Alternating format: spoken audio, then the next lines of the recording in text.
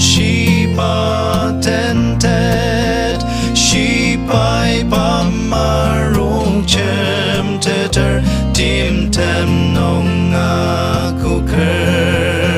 Shibai Kangki Shibai Pa tetsür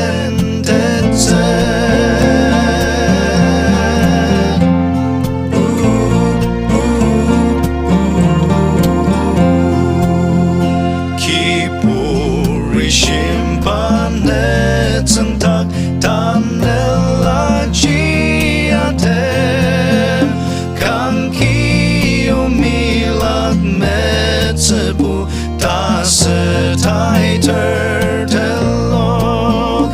Noklangnok molusongzü parnoki ajuru Tasütsüba tekong tendak shiba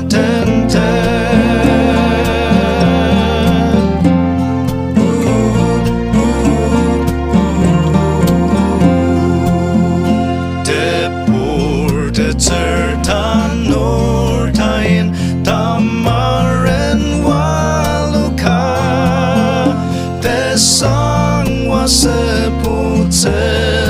Tebur baden bella Tebur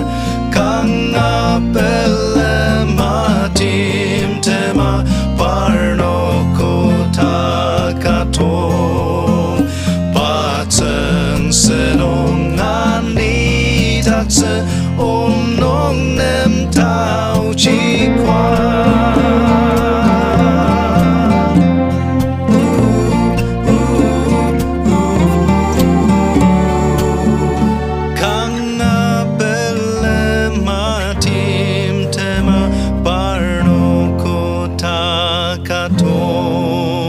Bateng senong ani tatsü nong nem tau